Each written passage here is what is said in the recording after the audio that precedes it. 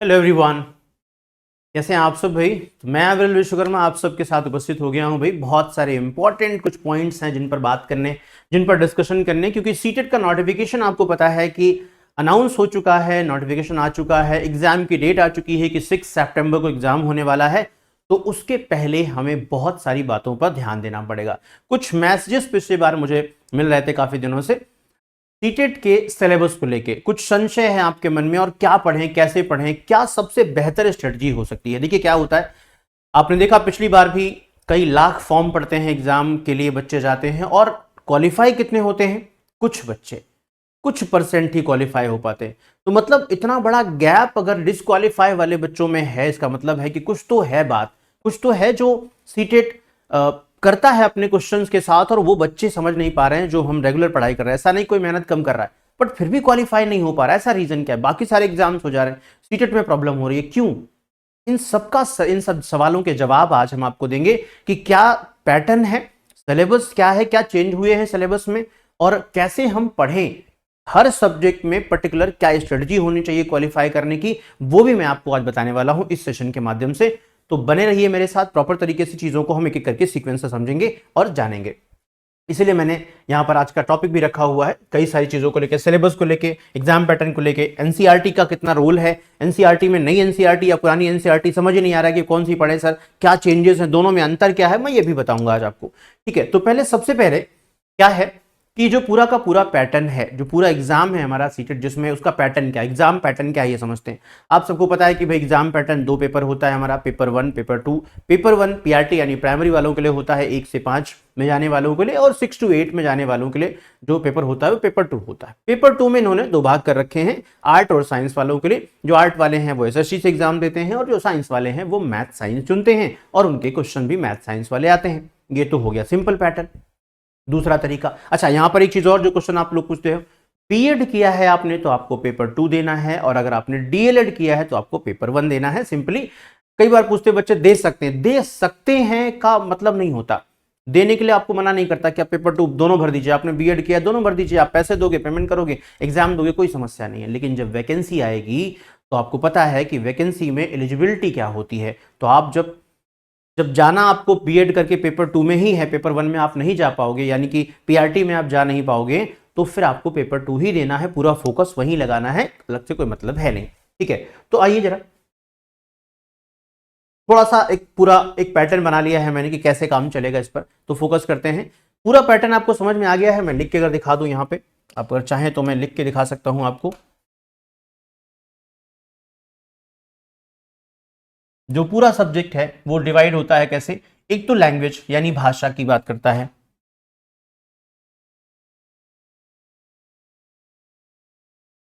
तो सबसे जरूरी चीज क्या है यहां पे, भाषा। भाषा में दो, लैंग्वेज 1 और लैंग्वेज 2, दो चीजें होती हैं, लैंग्वेज 1 और लैंग्वेज 2, दो सब जो आपको लैंग्वेज चुननी होती हैं। और ये लैंग्वेज 1 में आप क्या चुन रहे हो और लैंग्वेज 2 में आप क्या चुन रहे हो, ये आपको ध्यान रखना होता है यहां पे कि आप क्या चुन रहे हो। मान लो सपोज करो कि लैंग्वेज 1 में आपने हिंदी चुन लिया और लैंग्वेज 2 में आपने इंग्लिश चुन लिया, तो हिंदी का जो पैटर्न है और इंग्लिश का जो पैटर्न है सेम, वो आपके एग्जाम पैटर्न के अकॉर्डिंग, यानी कि हिंदी एंड पेडागोजी का जो कॉन्सेप्चुअल स्टडी है और जो पेडागोजी वाला पार्ट है, और इंग्लिश में भी पेडागोजी वाला पार्ट और कॉन्सेप्ट दोनों पढ़ने पड़ेंगे आपको, यानी दो सब्जेक्ट तो आपके यही हो गए भाषा में ही। इसके बाद बचा कि अगर आप पेपर 2 दे रहे हो तो मान लो कि एसएसटी दे रहे हो तो एसएसटी हो जाएगा, देन फिर इसके अलावा क्या हो जाएगा आपके पास सीडीपी हो जाएगा और मैथ हो जाएगा। ठीक है ना, तो हिंदी इंग्लिश दो, एसएसटी मैथ्स एंड सीडीपी, इस तरह से आपको पढ़ना होता है। या फिर आपने अगर मैथ साइंस दिया है तो मैथ साइंस, यहाँ साइंस आ जाएगा आपका, एसएसटी की जगह साइंस हो जाएगा, और ये आपको पढ़ना होगा। तो अगर मोटा मोटा हम इसको थोड़ा सा अलग करें और आपको दिखाएं जरा स्ट्रक्चर में,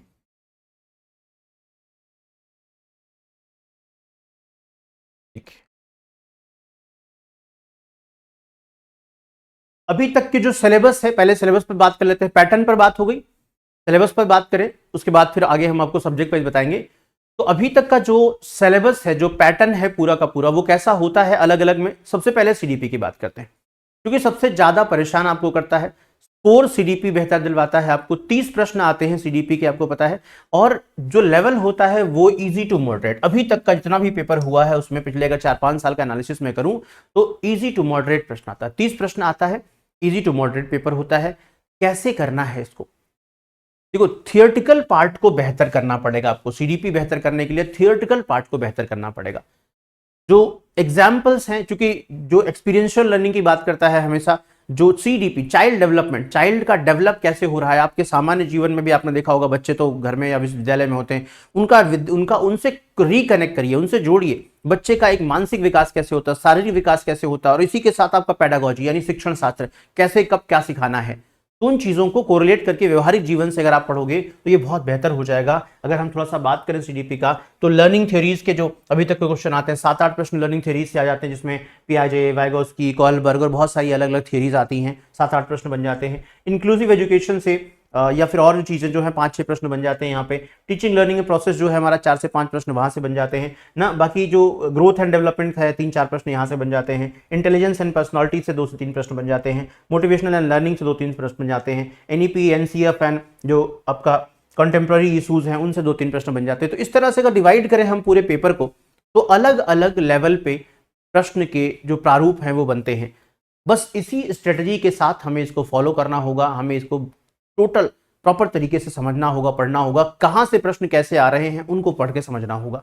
लैंग्वेज की बात करें, जैसे मैंने कहा लैंग्वेज 2 होती है आपके पास, लैंग्वेज 1 एंड लैंग्वेज 2, जहां पर आप हिंदी अंग्रेजी या हिंदी संस्कृत या फिर अंग्रेजी संस्कृत या कुछ तरह से ले सकते हैं, ठीक है ना, और भी भाषाएं हैं।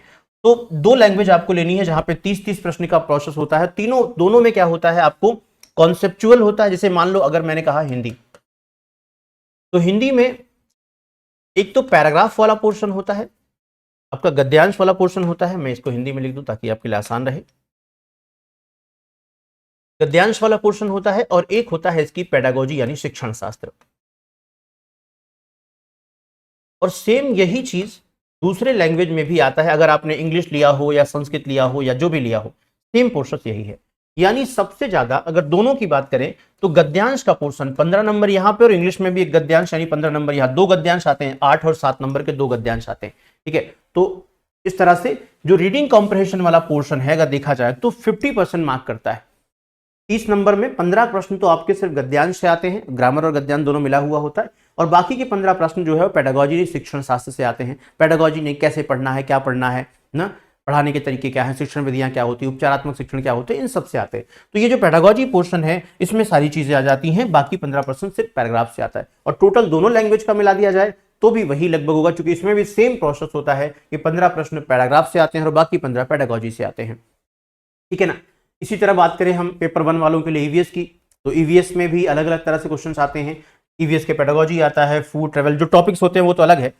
अब यहां पर ईवीएस एनएसएसटी की जब हम बात करते हैं तो बात निकल कर आती है एनसीईआरटी की, कि सर कहां से पढ़ें, ईवीएस तैयार कैसे करें ना। ये फूड से क्वेश्चंस हैं, ट्रेवल एंड थिंग्स से क्वेश्चंस हैं ना, प्लांट एनिमल से क्वेश्चन है, शेल्टर एंड वाटर से क्वेश्चन है, फैमिली फ्रेंड से क्वेश्चन है, पेडागोजी भी आती है इसकी। तो प्रॉपर तरीके से डिवाइड होता है 15+15 में, यानी 15 प्रश्न उसके सब्जेक्ट के होते हैं और बाकी उसके बाद पेडागोजी का होता है। कहां से पढ़ें वो जो ईवीएस का पोर्शन है, एनसीईआरटी सबसे इंपॉर्टेंट है। इसीलिए मैंने रखा कि NCERT versus old versus new, क्योंकि एनसीईआरटी भी बच्चे पूछते सर कहां से पढ़ें, अच्छा कौन सी एनसीईआरटी ले, सर पुरानी वाली से पढ़े कि नई वाली से पढ़े। तो आज मैं आपको उसके बारे में विस्तार बताने वाला हूं कि दोनों में अंतर क्या है, क्या चेंजेस हुए हैं और कौन सी बेहतर है, तो ये भी मैं बताऊंगा।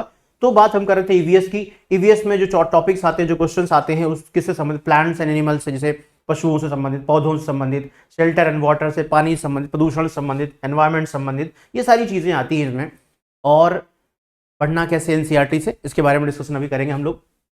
अब बात आती है मैथ की। 30 प्रश्न मैथमेटिक्स से आता है यहाँ पे। तो इसमें भी वही सेम होता है कि आपके जो 15 प्रश्न होते हैं वो सब्जेक्टिव हो, सब्जेक्ट मतलब ये है कि number system, geometry, functional, fraction, decimal, mensuration, algebra और बहुत सारी टॉपिक्स हैं। और बाकी पेडागोजी वाला पोर्शन होता है। मैथ सिंपल है, जाहिर सी बात है कि आपको मैथ की बुक प्रेफर करनी पड़ेगी और कॉन्सेप्ट समझने पड़ेंगे। जब तक आप मैथ से के कॉन्सेप्ट नहीं समझेंगे, क्योंकि मैथ्स में ऐसा नहीं कि आपने क्वेश्चन पढ़ा लगा दिया, आपको सॉल्व करना पड़ेगा। सॉल्व करने के पहले उसका एक मेथड होगा, एक रूल होगा, तरीका होगा, उसको अकॉर्डिंग करोगे। टाइम टेकन है, टाइम का भी बहुत ध्यान रखना पड़ेगा यहाँ पे, क्योंकि टाइम बड़ा इंपॉर्टेंट है। और पूरे पूरे पोर्शन में पेडागोजी के क्वेश्चंस बड़े लंबे होते हैं, लेंदी होते हैं, पैराग्राफ लेंदी होते हैं। ऐसी कंडीशन में हमें पूरा टाइम को ध्यान में रखना पड़ता है और साथ में मैथ भी करना है, ठीक है ना। एसएसटी की बात कर ले अगर हम एसएसटी की, तो आप जानते हैं कि जब भाई चूंकि हम एसएसटी लेते हैं मैथ साइंस में वो अलग हो जाता है, और एसएसटी लेते हैं तो 60 प्रश्न आ जाते हैं। इसमें भी आपके सब्जेक्ट अलग अलग सब्जेक्ट होते हैं, जिसमें हिस्ट्री है, पॉलिटिकल साइंस है, ज्योग्राफी है, पेडागोजी है, इन सबको मिलाकर क्वेश्चंस आते हैं। और यहां भी आप जब आते हो हिस्ट्री, ज्योग्राफी, पॉलिटिकल साइंस में, तो एनसीईआरटी यहां भी काम करती है। लेकिन कौन सी एनसीईआरटी अभी समझेंगे इसके बारे में। तो एनसीईआरटी यहां भी आपकी काम करती है। और फिर उसके बाद बात आती है यहाँ पे साइंस की। मैथ साइंस अगर लेते हो तो मैथ्स तो है ही है, फिर साइंस ऐड हो जाता है यहाँ पे। और साइंस अगर है तो साइंस में क्या है, physics, chemistry, biology and science की पेडागोजी, तो 3 चीजें। तो फिजिक्स का भी रोल होता है यहाँ पे, केमिस्ट्री का भी रोल होता है, बायोलॉजी का रोल होता है। देखो यहाँ लिखा हाईएस्ट वेटेज बायोलॉजी का होता है। तो अगर आपको ध्यान रखना है कि इसमें अभी तक की जो परीक्षाएं हुई है उसमें बायोलॉजी का वेटेज जो है वो काफी अच्छा रहा है।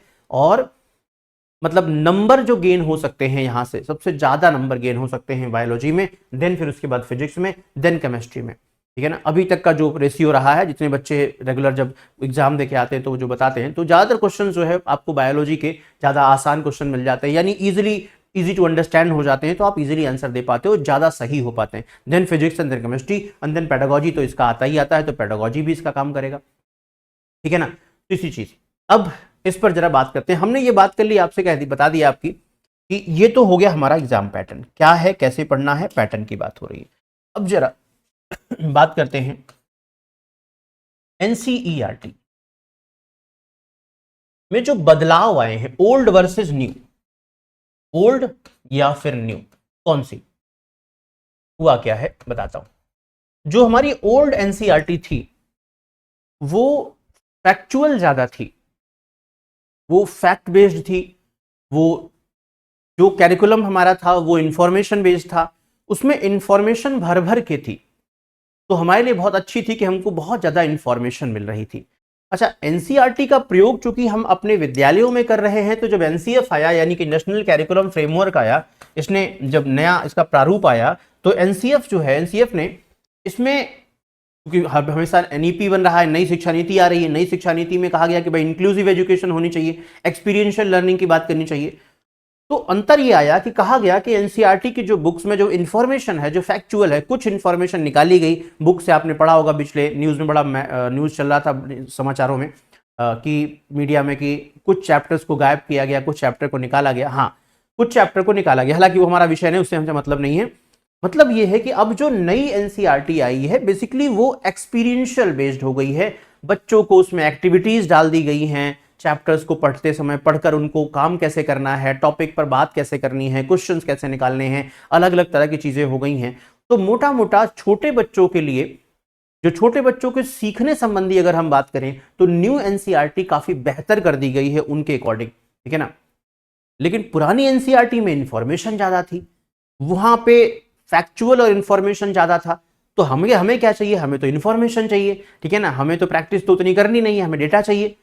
लेकिन प्रॉब्लम यह है कि कुछ टॉपिक जो नहीं है, कुछ टॉपिक जो नई वाली में निकाल दिए गए हैं, उनको तो यहां भी रखा गया, तो उनको पढ़ के हमें कोई मतलब नहीं है।